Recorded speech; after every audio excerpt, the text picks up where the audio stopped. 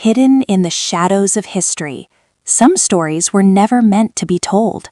Stories of power, secrets, and injustice, quietly buried in ledgers, newspapers, and court records, waiting for someone daring enough to uncover them.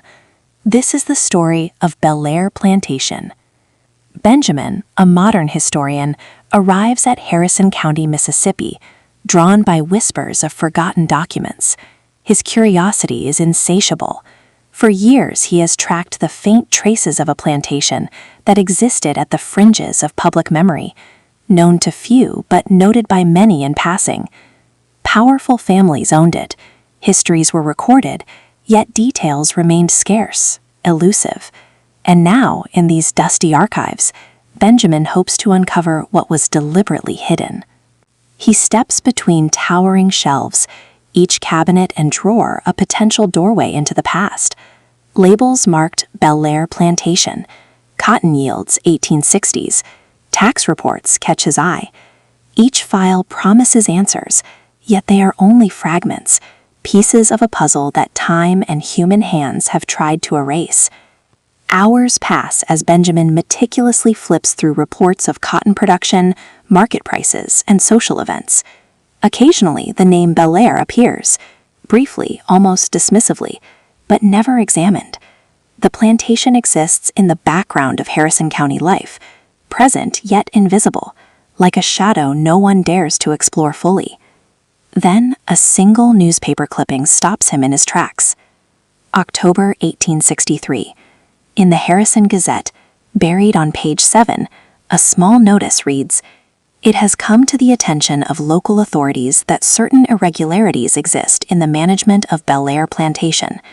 An investigation has been initiated by the Confederate Treasury Department regarding discrepancies in reported cotton yields and tax assessments. Further information will be provided as developments warrant." No follow-up article ever appeared. Benjamin leans closer, tracing the faded ink with his eyes. His pulse quickens. Irregularities? Why no resolution? What secrets did this notice hint at? Each question only deepens the mystery. Something crucial has been lost, destroyed, or deliberately hidden. And yet the answers are here, if only he can find them. The year is 1863. The Civil War rages across Mississippi. Federal forces control much of the Mississippi River, and the Confederate economy is unraveling. Chaos permeates the newspapers. Battle reports, casualty lists, urgent calls for supplies.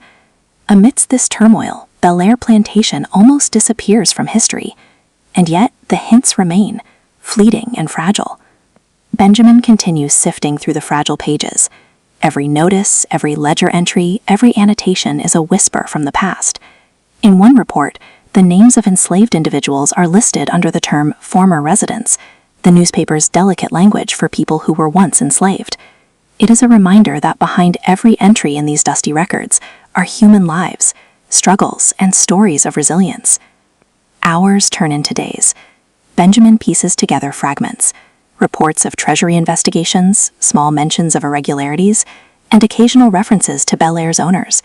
Each piece raises more questions than answers. Who controlled the plantation? What was hidden? And most importantly, what evidence was lost that could have changed history? As he closes the fragile newspapers, Benjamin feels the weight of history pressing down on him. A story of injustice, power, and secrecy lies buried here, waiting to be told. The trail begins in this archive, in these yellowed pages, and the journey to uncover the full truth has only just begun. This is only the beginning of a mystery hidden for over 150 years, a story of Bel-Air Plantation, the enslaved lives who claimed it, and the powerful families who tried to erase it. And Benjamin is determined to follow the trail, wherever it may lead. As Benjamin continues his painstaking search through the archives, the faint echoes of 1863 begin to take shape. A small notice in the Harrison Gazette hinted at a Treasury investigation into Bel-Air Plantation, but the records were scarce, almost deliberately incomplete. Benjamin leans over the yellowed pages, tracing every word, every subtle hint that might reveal the truth. The notice, almost buried among battle reports and casualty lists, was brief and cryptic. certain irregularities exist in the management of Bel Air Plantation. An investigation has been initiated by the Confederate Treasury Department. No explanation, no resolution, only questions. Benjamin's mind races as he considers what might have been discovered, and more importantly, what was never revealed. 1863 was a year of turmoil. Federal forces controlled much of the Mississippi River, cutting off supply lines and spreading chaos through the Confederate economy. In Harrison County, the ordinary rhythm of life collapsed, replaced by uncertainty and fear. Newspapers were dominated by reports of battles, casualties, and desperate calls for aid, leaving little room for the quiet, creeping secrets of Bel Air Plantation. Benjamin realizes that the plantation, so central to local wealth and influence, had been deliberately left in the background. Mentions of Bel Air are fleeting, almost apologetic, like someone feared the truth might be exposed if it were given too much attention. And yet, these small anomalies in record-keeping, these treasury investigations, point to something far larger than mere bookkeeping errors. Why investigate cotton yields and tax assessments during wartime chaos? Why no follow-up article? The clues suggest a shadowed narrative, one where powerful individuals might have manipulated the system to protect themselves. Benjamin begins to piece together a pattern: inconsistencies in production reports, missing ledgers, and references to obscure owners from New Orleans who purchased the plantation in 1859. Every missing document deepens the mystery. He notes references to names, dates, and transactions that are tantalizingly incomplete. The irregularities hint at possible financial mismanagement, or perhaps deliberate concealment. And while the Confederate Treasury might have intended oversight, the war itself rendered enforcement nearly impossible. Files were misplaced, reports delayed, and investigations quietly abandoned. The plantation thrived in obscurity, a world apart from the chaos surrounding it. Benjamin examines the small notices of the plantation appearing briefly in local papers. It becomes clear that Bel Air was not just a plantation, it was a stage where power, wealth, and secrecy converged. Those who owned it were influential enough to avoid scrutiny, leaving the investigation incomplete, and leaving the truth forever buried, at least temporarily. He flips through treasury documents, court notices, and tax ledgers. A pattern emerges: discrepancies in cotton yields, unexplained financial entries, and ambiguous ownership references. The plantation was profitable, but the profit was not entirely accounted for. Could the owners have been diverting resources, hiding transactions? And who would benefit if certain records were destroyed? The chaos of the war years also explains the gaps in information. Federal and Confederate forces fought for control of the region, communication lines were disrupted, and newspapers were focused on survival rather than accountability. Yet even within this turmoil, someone, perhaps a judge, perhaps an owner, ensured that key evidence never saw the light of day. Benjamin senses that the Treasury investigation was a glimpse into a world that was being carefully obscured. He examines handwritten notes, annotations in margins, and faded stamps. Each mark, each smudge could hold a clue. He pauses over a ledger with missing pages, the edges torn as if someone had removed evidence deliberately. Every shred of paper becomes a puzzle piece, and Benjamin's determination grows. He knows that uncovering these hidden truths could rewrite the story of Bel Air Plantation and reveal the shadowed influence of powerful families. As the day turns to night, Benjamin sits back, absorbing the weight of history pressing down on him. These were not just numbers or names. They were records of lives, labor, and ownership. And while the Treasury investigation had begun, it had never concluded. The threads are tangled, but each document, no matter how incomplete, brings him closer to understanding the hidden world of Bel Air Plantation. This segment of the investigation reminds us that history is not always clear, that wars and power can erase records and obscure truths. But even in the shadows, a determined eye can uncover secrets that generations believed lost. And Benjamin is determined to follow every thread, knowing that the story of Bel Air Plantation, and the people whose lives it touched, is far from fully revealed. As Benjamin delves deeper into the archives, the story of Bel Air Plantation begins to shift from mere financial irregularities to a profound human struggle. The war had ended, yet the echoes of injustice lingered. Formerly enslaved residents of Bel Air sought to claim what was legally theirs, the land they had labored on for generations, but history was not on their side. In May of 1865, right after the Confederate surrender, a notice appears in the Harrison Gazette. Property at Bel Air Plantation has been placed under federal oversight pending resolution of ownership disputes. Former residents are advised to present claims to the Freedmen's Bureau office in Natchez. The term former residents is almost clinical, coldly sanitizing the reality. People who had endured slavery, who had worked the fields and built wealth for others, were now expected to navigate a legal system that had long denied them justice. Cut to archival illustrations of Freedmen's Bureau offices, crowded streets, and historical maps. Benjamin flips through case files, letters, and petitions submitted by these claimants. The court system, nascent and overwhelmed, required documentation proving ownership or inheritance, records that enslaved individuals could scarcely possess. In June 1867, the Circuit Court ruled against their claims. Judge Victor Lansfield determined that insufficient documentation existed to support land transfer assertions. While sympathetic to the claimant's circumstances, he ruled that the law demanded clear evidence of ownership, which was not satisfactorily provided. Benjamin leans back in his chair, absorbing the weight of this verdict. The pieces of the puzzle are beginning to form a clearer image, yet critical elements remain missing. The formerly enslaved had believed they had legal grounds, some document or agreement, something that might justify their claims. But the ledger, the paperwork, the records, vital evidence, had vanished, destroyed, or concealed. Slow zoom on yellowed court documents, underlining dates and verdicts. The implications are staggering. These legal defeats were more than bureaucratic missteps. They were the culmination of decades of power imbalances, privilege, and secrecy. Families with influence had acquired the plantation in 1859, and the court's reliance on documentation inadvertently favored them. Benjamin begins to sense a deliberate pattern. Missing records, destroyed ledgers, and inconsistent reporting may not have been mere accidents of history, but part of a calculated effort to suppress evidence and protect powerful interests. He studies the petitions filed by former residents, reading their pleas for recognition. Every name, every signature, represents a life impacted by the institution of slavery and the post-war struggle for justice. Names of families, ages, and the specific parcels of land they worked on are recorded meticulously. Yet for all the detail in these petitions, the court dismissed them. The law required tangible proof, and proof had been systematically erased.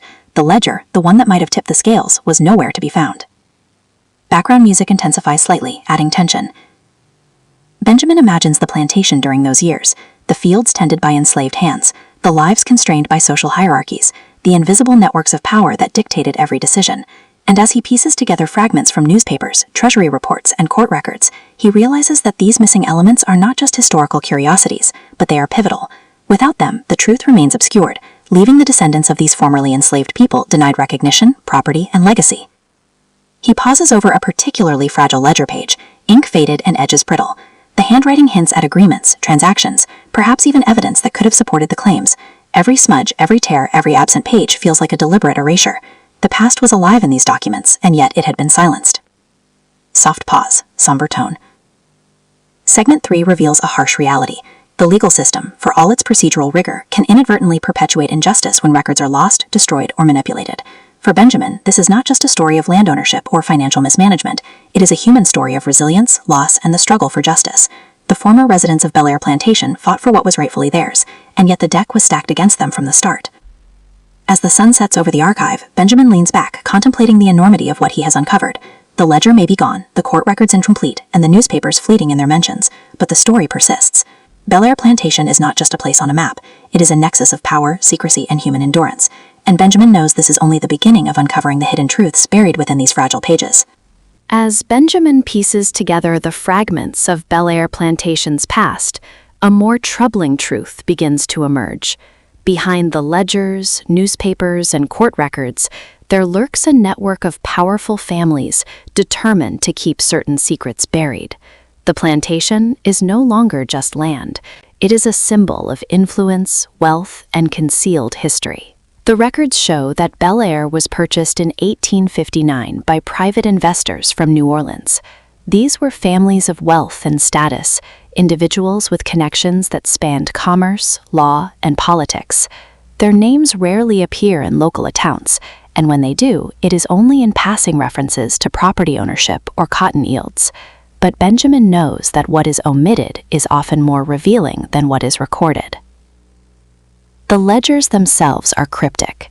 Pages are missing, ink faded, entries inconsistent. Benjamin examines one particularly fragile page, noticing subtle annotations in the margins, notes that hint at transactions, agreements, and financial dealings that were never fully documented. Could these have held the proof needed for the claims of formerly enslaved residents? The possibility sends a shiver down his spine. Every discovery raises more questions. Why were certain records destroyed or altered? Who benefited from this erasure? And what might the powerful families have feared would be revealed if the documents survived? The answers are hidden in plain sight, obscured by deliberate omissions and layers of bureaucracy. Benjamin also finds traces of correspondence between the investors, hints of strategies to manage the plantation without drawing scrutiny. References to shipments, taxes, and cotton yields suggest that these families were skilled at navigating the chaotic economy of wartime Mississippi. But crucially, there are gaps, sections of ledgers blacked out or removed entirely. Every missing piece is a shadow, every smudge a potential clue. The court case, which denied the claims of the formerly enslaved residents, now takes on new significance. The law required evidence that no longer existed. Benjamin realizes that the ledger, the very document that could have vindicated these families' laborers, may have been intentionally destroyed. The ruling, while framed as legal necessity, indirectly favored those who wielded influence, leaving the powerless without recourse. The story of Bel Air Plantation is therefore twofold. It is the story of those who were denied justice and the story of those who protected their wealth and legacy through secrecy. Powerful families used influence, timing, and opportunity to ensure that key evidence never surfaced.